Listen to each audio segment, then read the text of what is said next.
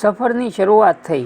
બીજા જ દિવસે કેશવ રાઠોડ રેડિયો સ્ટેશન પહોંચ્યા અને રંગલાલ નાયકને તે વખતના સ્ટેશન ડાયરેક્ટર નીનુ મઝુમદાર એટલે તે વખતના ગીતકાર સંગીતકાર કૌમુદીબેન મુનશીના પતિ અને ગાયિકા રાજુલ મહેતાના પિતાજી સાહેબ સાથે ઊભા રાખી દીધા અને કહ્યું, આ છોકરો સરસ કાઠિયાવાડી લોકગીતો ગાય છે। કેશવ રાઠોડનું તાત્કાલિક ફોર્મ ભરાયું। બીજા જ દિવસે એમના કંઠે 3 લોકગીતોનું રેકોર્ડિંગ થયું, જેમાં પહેલું જ ગીત હતું ચાંદો ઉગ્યો ચોકમાં ઘાયલ ચાંદો ઉગ્યો ચોકમાં, જે 3 ગીતો ગાવાના 15 રૂપિયાનો રિઝર્વ બેંકનો ચેક મળ્યો। કેશવ રાઠોડે દેશમાં અને તમામ મિત્રોને કાગળ લખીને જાણ કરી દીધી કે ફલાણા દિવસે રેડિયો પર એમના ગીતો બપોરે 1 વાગે સાંભળજો, અને એ દિવસ આવી ગયો કે ઓલ ઇન્ડિયા રેડિયો સ્ટેશન પર કેશવ રાઠોડનો અવાજ ગુંજી ઉઠ્યો। તેઓ આનંદ વિભોર બની ગયા। રોજ 1 વાગે પ્રભુ સેવામાં સેવક બની હાજર થઈ જતા। તેમને રેડિયો સ્ટેશન પર વિનાયક વોરા, જેમણે તાર શરણાઈ નામના વાદ્યની શોધ કરી હતી, અને નીરજ વોરાના પિતાશ્રી એમને મળ્યા। ઇસ્માઇલ વાલેરા મળ્યા। રાજુ મહેતા અને પ્રખ્યાત ગાયક દુષ્યંત યોગેશનો પણ પરિચય થયો, અને અભિનય સમ્રાટ તેમજ ગુજરાતી ફિલ્મોના ખાસ સુપરસ્ટાર ઉપેન્દ્ર ત્રિવેદી સાથે પણ ગુરુજીએ એમની ઓળખાણ કરાવી। ત્યારે ઉપેન્દ્ર ત્રિવેદી એ રેડિયો સ્ટેશન પર કામ કરતા। મુંબઈમાં નાટકો પર એમનું સામ્રાજ્ય હતું। ફિલ્મમાં પ્રવેશ નહોતો થયો। નમસ્કાર મિત્રો, હું આવી ગયો છું ફરી એક નવો એપિસોડ કેશવ રાઠોડ પર લઈને। તો આપ અમારી ચેનલ પર પહેલીવાર વિડીયો જોઈ રહ્યા હો તો અત્યારે જ અમારી ચેનલને સબસ્ક્રાઈબ કરી દો અને બાજુમાં આપેલા બેલ આઇકનને પણ દબાવી દો, જેથી અમારા આવનારા નવા વિડીયોના નોટિફિકેશન આપને તુરંત મળે। સાથે જ અમારા ફેસબુક પેજ અને ઇન્સ્ટાગ્રામ આઈડીને લાઈક કરવાનું ભૂલતા નહીં।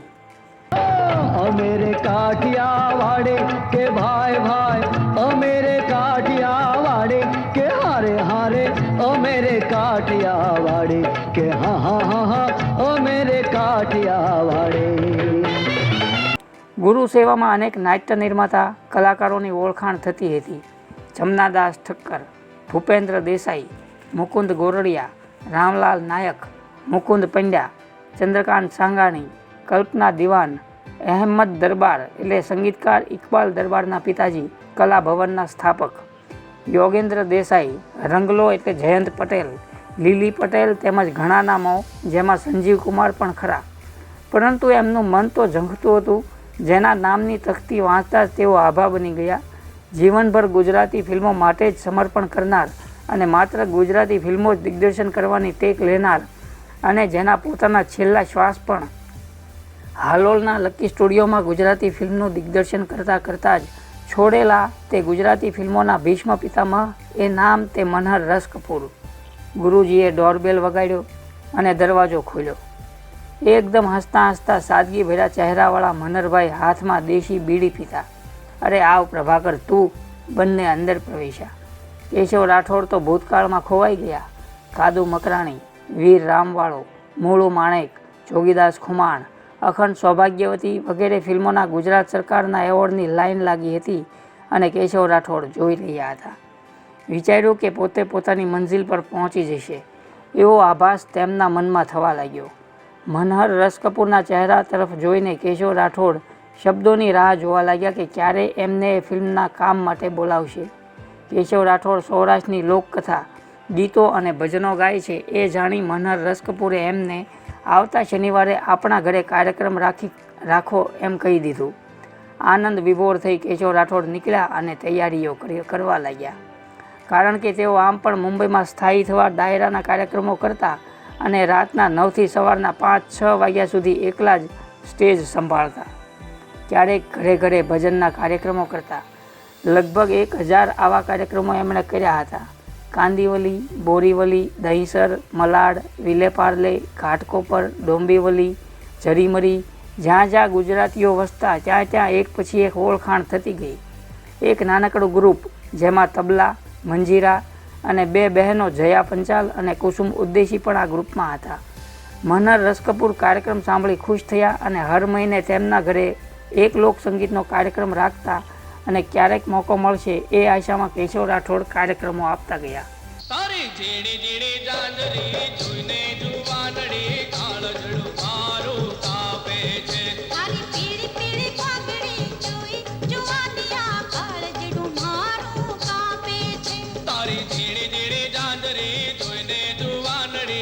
મુંબઈમાં એક ટિકિટ શો સુંદરભાઈ હોલમાં રાખવામાં આવ્યો, જેમાં અસગર ભાવનગરી, મહેંદીના તંત્રી તથા મનુભાઈ શુક્લા સાથે પણ ભેટ થઈ. રાજુલબહેન મહેતા એમના સલાહકાર બન્યા. કાર્યક્રમ તો ઠીક ગયો, પણ આગળનું શું? ગુરુજી પ્રભાકર કીર્તિ કેશવ રાઠોડને INTમાં પ્રવીણ જોશી પાસે લઈ ગયા. દેશી નાટક સમાજ ભાંગવાડીમાં દેશી નાટકો થતાં તેની સ્ક્રિપ્ટ લખવાનું ગુરુજીએ શીખવાડ્યું. એમણે રાજા ગોપીચંદ, રાજા ભર્તુહરી, રામદેવ પીર, શેણી વિજાનંદ વગેરે નાટકો લખ્યા. એમને એમ કે આમ કરતાં પોતાનું નામ છાપામાં છપાય છે અને કોઈ નિર્માતા એમને બોલાવશે. પોતાના મિત્રોના સહકારથી પ્રેતવાસના એટલે વીર માંગડાવાળો નાટક બિરલા માતૃશ્રીમાં ભજવાયું, જેમાં આર્ટ ડિરેક્ટર લક્ષ્મણ વર્માના દીકરા મિત્રેશ વર્માને હીરો લીધા. પ્રથમવાર નાટકના ગીતોનું રેકોર્ડિંગ કરાવી ફિલ્મની જેમ બેકગ્રાઉન્ડમાં વગાડ્યું, પણ શો નિષ્ફળ ગયો.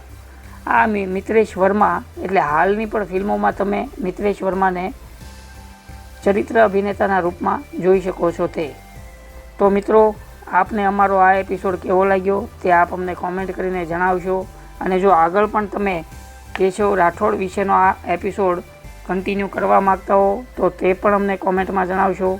સાથે જ જો આપ અમારી ચેનલ પર પહેલીવાર વિડીયો જોઈ રહ્યા હો તો અત્યારે જ અમારી ચેનલને સબસ્ક્રાઈબ કરી દો અને બાજુમાં આપેલા બેલ આઇકનને પણ દબાવી દો, જેથી અમારા આવનારા નવા વિડીયોના નોટિફિકેશન આપને તુરંત મળે. સાથે જ અમારા ફેસબુક પેજ અને ઇન્સ્ટાગ્રામ આઈડીને લાઇક કરવાનું ભૂલતા નહીં. Thank you.